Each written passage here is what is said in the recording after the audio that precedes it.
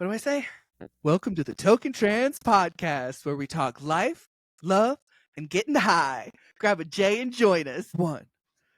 Hello, everybody. Welcome back to the Toke&Trans podcast. It is your boys, your besties, your favorite trans men, Aaron and Bo, here back with part 2 of advice for parents. We're talking to the parents. There's a lot of questions that come with having a trans kid, or I would imagine, and we as previous trans children remember a lot about our childhood and what could have been more helpful for us and what could have protected us from a lot of hurt and pain. And I know that if you're here listening to this, then obviously you're here because you care about your person and your kiddo and you want them to feel loved. And we're glad that you're here. And because that means you're trying to learn and we can work exactly. with that. And this is also part 2. So if you haven't seen part 1, go ahead and check that one out as well. We deal with the first 15 questions. Yes. First 15 top questions out of 30 that we're answering. And today's topic starts with social transition and daily life type questions. Yeah. Love it. Should I let my child change their name and pronouns right away? What do you think? Okay. I would say, I think for one, if they're coming to you and talking about this, then I feel like they've thought it through at least to some degree to where they've worked on it within themselves and hearing kind of what I agree. Kind of how they want to be addressed and maybe how they want to experiment with their name and pronouns.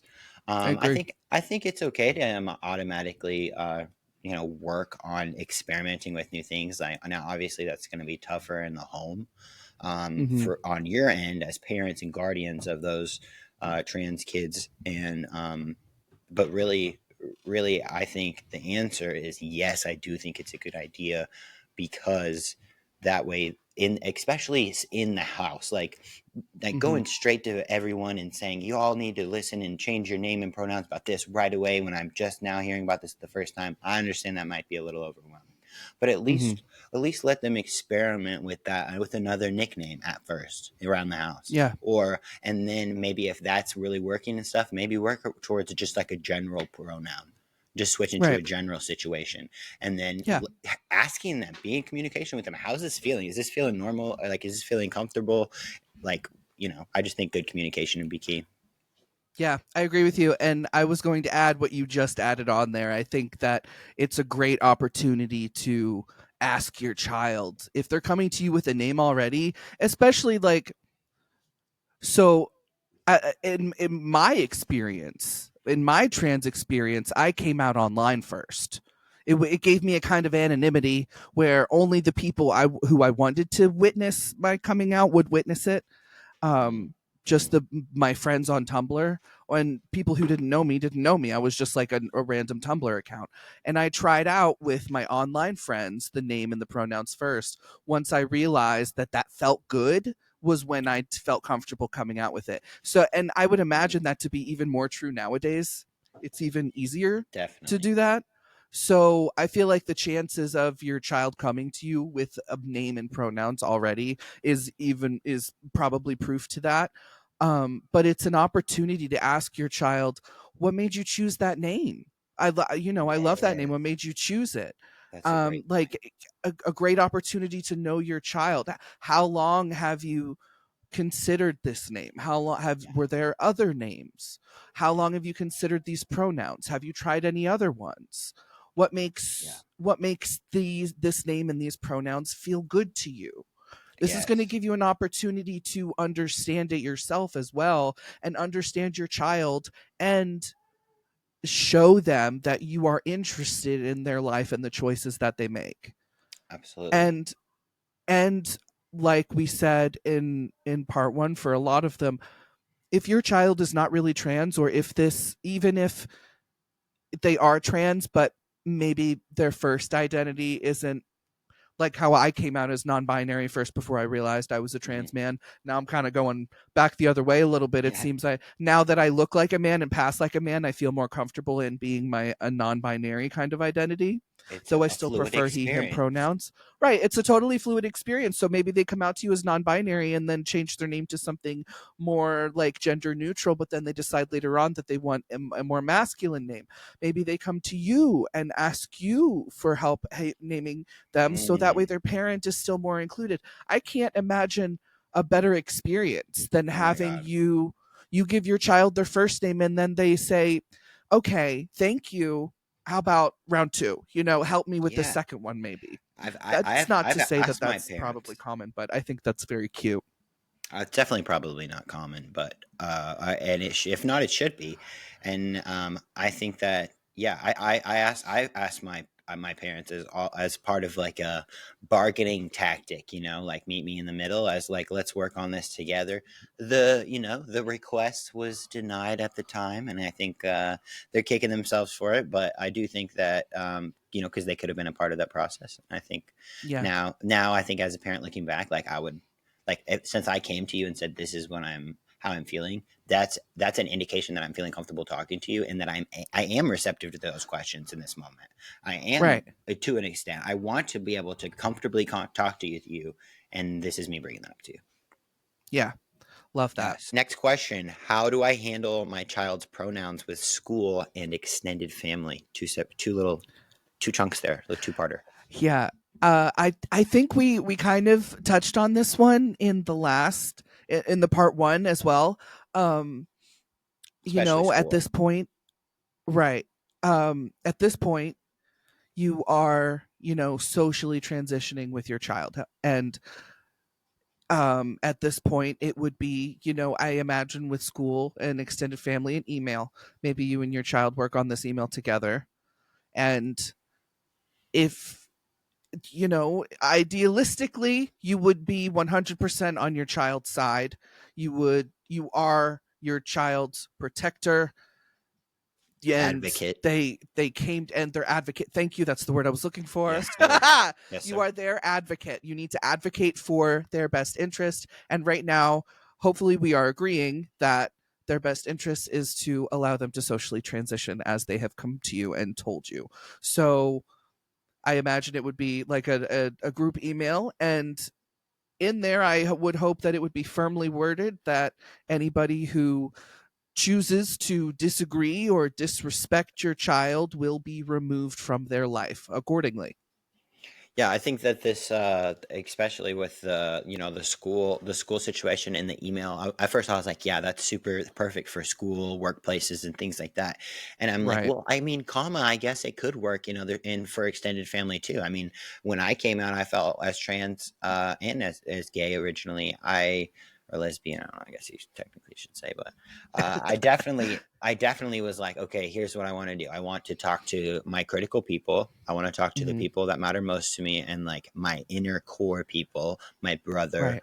my dad, and Mm-hmm. a few, and obviously my friends, but most of my friends already knew at that time. But my Right. point is, you can do it in multiple ways. Like you can have that conversation in person with the people that you and your child feel like they want to have that conversation with in person, and everyone Mm-hmm. else can get an email slash. What I did was a more of a DM situation to the ones that I wanted to personally have a personal conversation with, and if I didn't even want to do in the person or in chat, then I made a social post, and those people on my social posts, if Mm-hmm. that's how they found out, that's how they found out, and they were to respect that from there.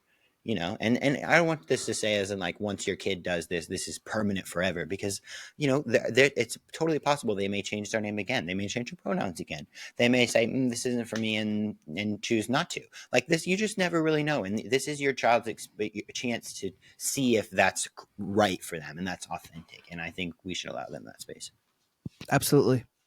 I think that it's perfectly fine for cisgendered people, children and adults, to explore their gender, try different pronouns, only to end up cis. I think that's fine. I think that's fantastic. It's I think affirming. more, yeah, it's very affirming. What to go through the gamut to try they them and he him and she her pronouns, only to come back to where you started, solidified, knowing exactly Yeah. who you are. Like, come on. Mm-hmm. All right. Number 18. What if I make mistakes using my child's new name or pronouns? Oh, well, first, I think it's more of mistakes. Obviously, if you're saying mistakes, then that means that you're coming from a place of I'm really trying and it might be Mm-hmm. slipping or I might accidentally be. I mean, think about it. I mean, you may have been using this name for 10 or 5, 10, 15, 18 years. You could 20, 20, 30 30. years. Yeah, you could be a Yeah. parent of 40-year-old listening to the podcast right now. And Mm-hmm. I think that that it's most important that you just kind of say the proper name or the proper pronoun and move on. Mm-hmm. In my Yep. personal experience, it doesn't have to be Yep. this, I'm so sorry, I know that you've blah blah blah. Maybe at first you can communicate like, hey, whoops, I'm working on it, don't think that I'm not, if Mm-hmm. that's where you're Yeah. coming from. But in my experience, just be, whoops, sorry, Aaron, I meant Aaron, let's go take out the trash together, or whatever the basic conversation Yep. was. Yeah. Exactly. I think that it's realistic to make mistakes at first. Like you said, you've been using these a certain name and pronouns for your child for since you've known them, and now it's different, and that's going to take some time. And I'm sure your child expects that it's going to take some time. But like Aaron said, a quick sorry, replace it is going to show your child that you caught it, you recognized it, and you corrected it by yourself immediately. They're going to see that as effort. Mm-hmm. And, that Any isn't to say effort they that, can work with. right. And also, if they correct you, just don't fight back. Just be like, thank you. Yes. Connor or Mm, whatever. yes. Mm, That's that's also a good point too. expected. Just don't fight back. If they correct you, it's a loving action. Right. And you correcting yourself is returning that love. And There's nothing and wrong with making it's mistakes. possible, it's absolutely, and it's possible that they could come from a place of, you know, emotionally charged, trying to correct you, that make it may seem like it's kind of like, I'm just saying they could correct you and be like, hey, I said my name Yeah. was blah blah blah. And of course, as a Right. parent or as any person, you're like, whoa. I'm like, and like that's because there's a lot of emotional connection, and it really punches you in the face as a trans person. Yeah. But at the same time, you can also communicate with them like, hey, could you try not to raise your voice at me when I'm correcting, or can we agree not to raise our voices at each other? I understand this is hard for you, I'm working on it, blah blah blah. And I think that might be something to consider. That could be a possibility. Mm-hmm. Right. There's a lot of emotion around it. Maybe they spent all day hearing the wrong name, and home is supposed to be the safe place, and they just snapped. You Often. know, Often. I think, yeah, it's a very emotionally charged place to be, and especially if we're thinking of like teenagers, it's already an emotional Oh place. my god, yeah. It's a very angsty place, and then put being trans on top of that. It's yeah, it's not very fun. Um, so I think you making mistakes is fine as long as you just correct them and move on. Yeah. How do I protect my child from bullying or harassment? Well, I think, you know, uh, open communication, I think, is the most important thing, that your child feels safe to tell you if they're being bullied or harassed. Okay, so the next one is, how do I protect my child from bullying or harassment? Mm. Well, that is a loaded question, but it's something that I think every parent, regardless of their gender journey, worries about. Obviously, if someone is on a, exploring their gender, I think they're going to be more subjected to chances of Mhm. bullying and Bullyingness. harassment. Yeah. Yeah. Well, and I think the key is really probably communication with your child. I feel like checking in on them, being able to communicate these things, and having a safe space that they feel like they can talk to you about is going to be like a Mm-hmm. foundation for tackling this as a family. Yeah. Personally, I grew up with the kind of mother who grew up with the kind of mother who said if they found out that I was getting bullied and I didn't hit them, I would get hit when I got home. Right. So I understand with the mindset. Like, I'm supposed to be more scared of getting hit at home. That Right. inspires me to stand up for myself. But really, that just makes me not want to say anything Yeah. because Because I'm I don't already want to get getting hit. hit. Right. I'm getting hit emotionally at school. I'm getting hit emotionally here. Right. And physically. Right. Um, and that was even before I was trans. Right. So I was just a weird little kid. you know? So I think fully it is communication. I think that, like, beyond transness or anything, fully it is communication, that your child feels, safe and open with you to communicate these things with you, and that they're not scared that they're going to get hit at home. So, like, don't don't be your child's first bully, first of all. I think A is thousand percent. right. 1,000%. A Yeah. 1,000%. I think that it's like that having that conversation and being on the same page about how that bullying is affecting them, I think Mhm. is going to be like also a foundation for them to be able to talk to you about their mental health and how deeply it's affecting them, and how whether they need to talk, maybe consider therapy, maybe they need to consider talk group, lots of different different resources and things that people could use. Right, yeah. I think the number one thing that teenagers specifically need to learn is coping skills. 1,000%. A lot of adults too. Yeah. Yeah. Ooh. Oh, are we ready for that? Are we? I don't know, but it's I true. don't I know. think I think we use that as an opportunity. I mean, like as a parent, like my baby is like a year and a half, and like we're learning together how to smell the candles, smell the roses, and blow out the candles. You know what I'm Oh saying? my Like god. we do it together, and like we're both learning. And if you can just subject yourself to stooping down, quote unquote, and really going back to the foundation of how you can feel better and how that will affect you leading your family. Yeah. Yeah. I love that. Yeah, I love it. Number 20. Yeah. What do I do if my child wants to use a different bathroom at school? I think you should advocate for them. Yeah, I think you should definitely have their back. Period. There's And if they're at a school where that is not allowed, I think that you should let them make the decision of whether or not they want to change schools or abide by the school's rules. Also, I felt like when I was in high school, this was in like 2014 was my senior year. Mm-hmm. So like that when I told them like I was feeling uncomfortable, like like once I started transitioning, they gave me the option to use the nurse's bathroom, which was the one stall, handicap stall that was made for the disabled um, classrooms to Mm-hmm. use that had like the extra support. And so Mm-hmm. if I ever had to use the restroom, I went to the nurse's office and used the nurse's restroom.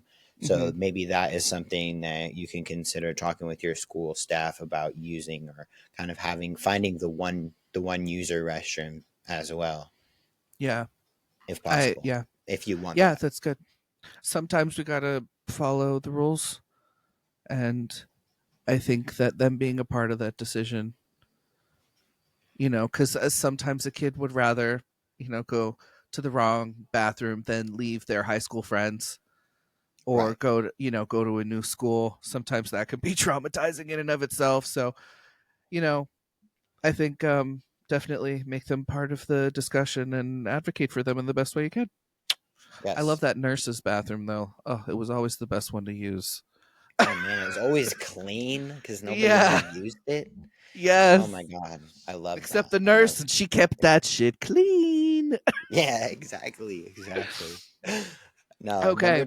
number 21. How do I handle sports for my trans or extracurricular activities for my trans child? I feel like the majority of I hate this fucking question. yeah, this right now is a hot topic along all kinds of feeds right now, and really the bottom line is to support your child in what sport they want to play, and let kids fucking play sports. You guys, there's so much other shit going on in this world that if they could just put their heads down and play basketball and not only think about basketball for 2 hours and not think about getting hit, not think about responsibilities, not think about coming up with dinner when you shouldn't have to. Those things should not be your priority. You should be able to close your eyes, take a deep breath, and be at practice and be present with your friends playing. And I think that you should let kids play sports Yeah, with kids. absolutely. Um, children, at a certain age, there's no biological advantages until they hit puberty. If your child's on puberty blockers and they have not yet had a puberty, they're not biologically advantaged to anybody. And in fact, they would be at a great physical disadvantage to their peers who have already begun puberty. And That's a good point. this is just, we're just talking about grade school sports here as well. I mean, Yeah. just come on. We're The children. majority of the, for children, yeah, the majority Yeah. of them aren't going to go on to get sports scholarships. And the ones that do, I just want to throw this percentage out there that they're out of over 500,000 athletes in America at the collegiate level. Mm. 500,000. There are 10 who are trans. 10 Isn't that across all sports also? across all sports in the entire NCAA or whatever. Yep. That's correct. NCAA, That's in the correct. entire NCAA, there are over 500,000 athletes in the entirety of the NCAA, and only five, 1, 2, 3, 4, 5 fingers on my hand out of 500,000 athletes. I don't know how many. So we're passing all these laws over five people. Yeah. Five Yeah. people. We need to think about that. And I really want to bring on, there's a few people that I'm thinking about that I follow on social that really talk about this really well, and maybe we'll bring them on for a pod Oh, episode and make a that'd be whole great. episode about it where we can dive in, because any of these questions could be a whole episode. So Oh we're yeah. trying we're trying to share the knowledge so you can get packed information, and then once you get all of it, you can stew on it, think about it, dive deeper into the topics that you need to do. You know what I'm saying? Yeah. So I think like if your child's at a school where, again, like the bathroom thing where like they have rules in place that prevent your child from playing on the team that would be affirming for them. There are so many youth groups that have sports teams that you can do outside of the school That's true. that Boys could and be girls. extracurricular. Yeah, boys and girls club, like Big Brother, Big Sister. Like Mm-hmm. there's so many opportunities, Yeah. especially in larger cities, for kids to have like sports, affirming sports that is outside of the school. So I would definitely say look into those Right. Yeah, because the I'm kids should sure. just be able to play. Yeah, and there's a lot of leagues that are like school league and club league. There's like Yeah, two separate situations. So look into those also. right. Yeah. 22. What are some ways I can affirm my child at home? Oh, this is just precious. Just the thought of a parent coming from this perspective and being like, I want to make my child feel safe and affirmed. Like I that know. alone is like a question answer of its own self. So just read. That's why you were like, oh, just reading this message is I like my know, like I'm God. tearing up already. Right, because just even like the thought of my mother asking this question. Look, my voice is all wibbly. Yeah. The thought of my No. mother asking this Well. question, like to herself or whatever, really, it would have meant a lot. We had a I feel different kind of journey. We got where we are, and we're fine. But oh that wow. is yeah, but wow, that is a question that comes from the most loving place. And uh the fact that you're asking it is a great way to start in Hmm. affirming them. um I would Absolutely. say the best answer to this question is the answer that your child gives you. But Ooh, that's good. right, let's open the conversation back up to them. What are some ways that I can affirm you? maybe Yeah. maybe they like me identify somewhere in the middle, but use like a binary pronoun. Hmm. Or maybe they use neo pronouns, Hmm. and nobody wants to use neo pronouns at school. Hmm. So maybe you have to get used to using z zim zir. I don't Right. even know how to conjugate that one still. So But just talk with them. Yeah, ask them yeah, what they want to hear and what that would be. Like the first thing I thought of was I don't know why it just popped in my brain, but like the stocking, the holiday stocking the holiday with the stocking. name on the holiday Yeah, stocking. with the You initial want to or the talk name. about you want to Oh talk my about making god. your child feel affirmed, Just changing that real quick. even Oh or my or god. getting you can get them a new one. You know what I mean? Like you can save Yeah. both and put but I do think that just popped into my brain as something that would be really really special. Yeah. One thing that my mom did that was like a nonverbal way that she kind of told me that she was coming to terms with it. Um when she when I was in a tough place, and we were still kind of distant, but we were like working on things. She would text me and be like, "Hey, do you need anything like toothpaste, deodorant? I'm about to go shopping at Mm, Sam's Club or whatever. I'm gonna pick yeah. up. Let me know if you need anything."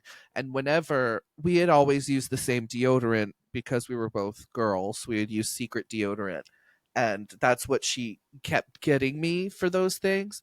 But I never thought anything of it until the day when she brought me Old Spice instead. Aw. And she had never brought me Old Spice. I never said to her that I liked Old Spice or anything. And she was like, Wow, I that's really smelled these sweet. and I thought you might like them. And That's so sweet. Yeah, that was her. Yeah, yeah. That just punches you in the face emotionally in the best way. oh my Yeah, God, don't look at the like video. I'm like fucking mess right now. Just oh my silently god. sobbing over here. Just you're doing a great job oh affirming my your kid if God. you're here listening to this podcast, I would say also. I say What? so, yeah. All right, 23 before Bo melts over there. What mental health challenges are common for trans kids? I mean, obviously, I think anxiety, depression. There's some, there's definitely some, issues that come along with being a trans kid in today's society, and fears and worries and things like that. And I think all of those things can be helped with communication and a therapist. Yeah, absolutely. Um, like we said in the first one too, nobody transitions without a team of professionals. Like you're Hmm. seeing therapists, you're talking to doctors, you're Yeah, talking to uh, psychiatrists. Yeah. psychiatrists, to gender therapists in Yep. specific. You know, Specific. you're Yeah. you're you, you documenting your child's lived experience through your own eyes, and Yep. um I think that trans kids have the same capability for the same mental illnesses that any other kids can have, Absolutely. based on their environment, or like. Genetic But sometimes. then also being trans on top of that, there Yep. are, like you said, specific challenges that trans people face, namely the transphobia. And someone, like, we know that PTSD happens from people who are Hmm. abused. We know that verbal abuse causes psychological damage. We know that bullying causes psychological damage. What is transphobia if not just larger scale bullying? On like a Hmm. federal Hmm. level at this point. Mm, You're bullying people, you're punching wow. down, you're physically hurting them, you're mentally hurting them, you're psychologically hurting them. That's bullying. This these Yeah. this is bullying, and these things cause mental dysfunction. Wow. So, it's like we have the same capability of experiencing mental illness from whatever happens in Mm, life. Maybe our house burns down, hopefully mm, not, but if it right. did, you would definitely get PTSD from that. And then Of what course. if you Yeah. go outside and you're a woman and people call you a man and throw rocks at you and spit at you all day? That's also Wow. going to fuck with you, For you know sure. Obviously. Yeah. No, that's true. And having the team of people that can help. That right. kind of leads us into the next one, 24. How can I help my child cope with dysphoria? Um, Affirmation. affirmation, exactly. A feeling, making them feel comfortable in their home, in their house. That's my baby, y'all. 100%. I know A y'all heard my hundred baby in the percent. background. She's having a good time back there. She's excited. Mom's done with work, but yeah, no. How can I help my child cope with dysphoria? Like you said, affirmation. Also, Yep. talk with them about what their dysphoria feels like to them. Is it more physical? Is it mental? Is it what like kind of what could they? How could you support them? And they will share with you how you can support them feel more comfortable in their body. Yeah, exactly. I think that was pretty easy. How do I talk to my child about being trans without making them feel pressured? Mm, I think that what my mom did when she wanted to tell me, when she thought that I was I never really came out as bi, but she had an idea that I was, a little queer. And we she would demand that we spend quality time together, and quality time was always watching a movie on the couch or watching like America's Funniest Home Videos on the couch or whatever. And sometimes she wanted me to watch a Lifetime movie with her. Oh god, I hated the Lifetime movies. But there was this one, and I forget what it was about, but it was like the main character was a lesbian and got kicked out by her family, disowned by her family. And so my mom is like, at the end of the movie, I forget what happens, but at the end of the movie, my mom is like sobbing, like wet cheeks, and she's like, if you are gay, I will love you no matter what. And I'm like, oh my Mama, it's god. okay. I know, I love you. Oh my So, god. That you is know, so um, precious. well, so maybe you could be like, let's watch a movie or something, and put on like Tu Wong Fu, or I don't know, like Yeah, I mean, yeah, or like absolutely. Marsha P. Johnson's documentary or something like that, and just be like, you know what, I really support the trans community, in case you didn't know, or Right. Yeah. Yeah, you know, just like give some like signals, you know what I'm saying? Give if they haven't talked to you about it, give, just kind of general signals like that where you're just like, wow, like that trans woman is really beautiful. Or just making comments, things like that that will like make these little seeds in their mind be like, wow, this yeah, might be a safe space. And right, if they have told you, go ahead, bro. maybe say things out loud that are like, well, I think if you're not prepared to have a trans child or a queer child, then you just shouldn't have children. And like Mm, mm, the like things like that make it obvious that you are prepared to hear that come from them when they are ready. I think that's right. I Oh, think that's a good one. sitting them down and being like, I think you're trans. Maybe we should talk about that. I think is a little bit too. Because you could be wrong. You could be wrong, and then they feel bad. Yeah, Yeah. no. So, Even if you're 99.999% sure your kid is trans, you have you have to let right. them come to you about it. You can't just be like, Yeah. "Bro, are you a dude?" Like, Right. because if they're not, they're gonna be like, "What the fuck did you say to me?" Right. Like, Exactly. yeah, So I think, yeah, just like making sure that you communicate to them in whatever language is working for y'all. that That y'all speak it. that right. that that you're ready to hear something like that and be supportive about it. Love it. Yeah. All right. How can I manage my own feelings of grief, confusion, or fear while supporting Mm, my child? Oh my mm. God. This is something Oh, that my mom could my have fir- my asked. first, yeah, anybody of parents would we would no. My first thing that came to thought is process them separately. That was the first thing that God. came to my brain. Process Yes. them separately. I was thinking like if I'm feeling grief like this, that my child's life didn't turn out the way, like they're not it's not going to look the way that I thought it was going to look, or this confusion or the fear that you're worried that they're going to be hurt or bullied or any of those things. I would 1000% think about those things, talk about those things with a friend, family member, a safe family member, like a support system, maybe a therapist, and those things. But do not take those things out on your child or share those things. I mean, you can share how you're feeling, but don't make it to where it's like all that the conversation about is how you are grieving and confused and fearing these things, and like you don't want to make it more about yourself when right now I promise you what they're experiencing is is more difficult than Yeah. what you are, Imagine you just without discovered. discrediting your experience. That's just true. Right. Yeah. Imagine you finally found out who you are.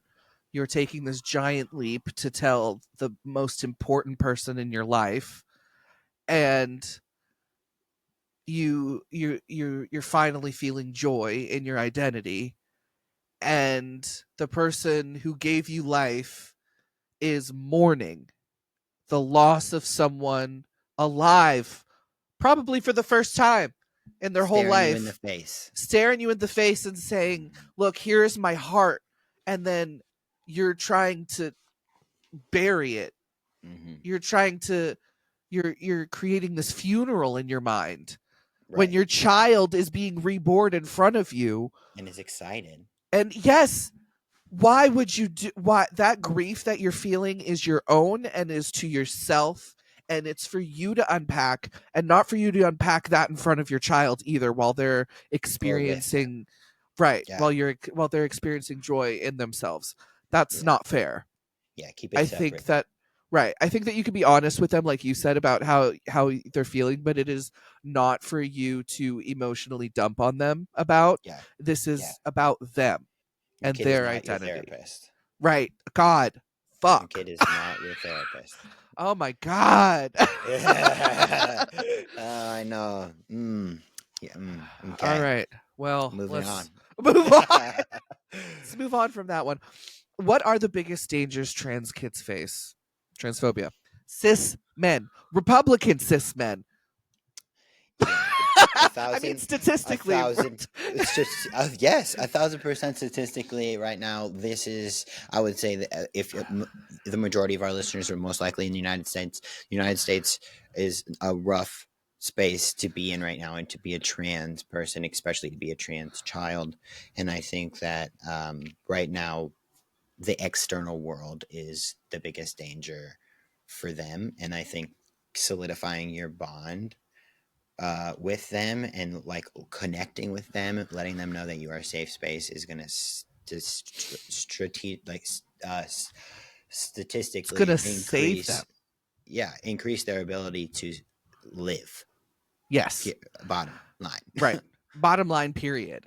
I don't know if you've seen the headlines of swarms of adult people protesting high school track meets because there's one trans girl who shares a position with a cis girl. They because in California they can't a trans girl can't take a position from a cis girl, so she's always sharing position with her cis opponents. So just like adults screaming and protesting this match while her opponents are just like so happy that she's there. Don't care. Right. Like She's trans. Yeah. it seems like the kids are pretty much all right, you know? It's Yeah. you know, I feel like they're way safer at any school, any public school at any given time provided there are no adults there. I think that amongst their peers, percentage wise, Mm, I think that's the true. kids are pretty okay with trans people. I think they understand the science around it because they're Yeah, you learning can tell. from degree holding professionals. Whereas Yeah. adults have decided that Mm. they can just stop learning. XYZ is Especially fact, right, period. right. You go to school and you learn from someone who got a degree to be Mm. smart enough to teach you. Why is that all of a sudden off the table once we graduate? Now we're listening to people who've never been to college tell us shit about how the Yeah. scientists are wrong. No, no, no, no, no. We don't do that. No. So Yeah. I think that as they spend the most of their time at school, at home, and a third, what are they called, third places, like the Mm. movie theaters and like clubs and stuff. So as long as Roller skating rinks. right, yeah, as long as you make sure that you are the safest space for your child, they can always, always, always run back to you, Mm. and you can always have the opportunity to keep them safe from the dangers that they're facing, be it school, be it the Yeah. government, the state government. Hmm. Moving is hard, but I know as a parent, you make things work for your kid. you know Maybe you gotta pinch pennies for Absolutely. a while, but the what it all boils down to is communication and being open. Yeah. Having an open heart Yeah, and listening. Yeah. absolutely. 28. How do I find supportive communities for myself and my child? Well, We have this beautiful tool, Google. So you you can type it in and just say LGBT community in my area, yeah. LGBT center in my area. So like Hmm. there are in-person places for support groups for parents, for kids, but there's also online support groups. We got lots Yep. of Facebook groups and Discord channels and Instagram pages and TikTok pages that you can follow that will talk about these things. And often those groups are a great space to share because you can ask things anonymously now, Yeah. also in Facebook groups. So you can Yeah. ask questions without it being tracked straight down to you as from your friends seeing that you're doing these things. Absolutely. Yeah. I love that feature, and Mhm. that also, you get a lot of answers that way too. I think it's great. Yeah. Um, Yeah. what legal protections does my child have at school and in healthcare? Mm. Well, I'm gonna That's be going to be, honest. Right now, I don't know. it Right depends on where now, you are. yeah, it depends on where you are state wise. For sure, if you're in the UK, they don't have any. Um, but the government had recently subpoenaed something like 120 hospitals for records of minors receiving gender affirming care. Hmm. So they have not announced why they did that, why they subpoenaed records for minors receiving gender affirming care in over 120 major hospitals. They haven't said why. They They haven't released them yet either, have they? Or No, complied or whatever. I don't know. Mm. I don't know Yeah, who's that's awful. complying, but it's not looking good. Hmm. And some places are saying that parents should make sure that they have documentation of a legal guardian should something happen, like just in case. Who knows if they'll even listen to that kind of paperwork, or if Hmm. or what. I pray Yeah. that what we think is going to happen is not going to happen, and Right. things can get blocked and whatever, but trans kids are really going through it right now in healthcare, and it really sucks. It's especially, if you're a kid. Yeah, and you're trying desperately to tell people who you are, and nobody believes you because you're a kid. It's got to be really hard, and to be told that there's something that is reversible and achievable for you, like puberty blockers, something that can give you like 4 years of relief until you turn 18 and can finally make the decision for yourself, and then they raise the age, and then they say like, oh, now they're going for adults up to 19, so they have to wait another year. It's just like, oh, did you leave? Right on. So yeah, I guess it depends on what state you're in. It's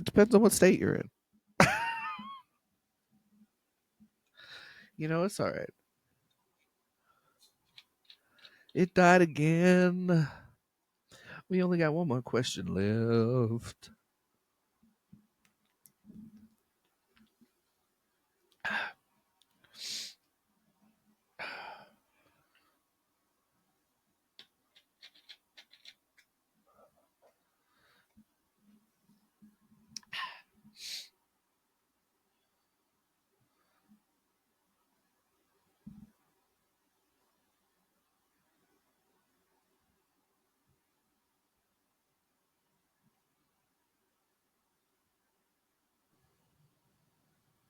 I'm back again. What's up, buddy? I can't hear you.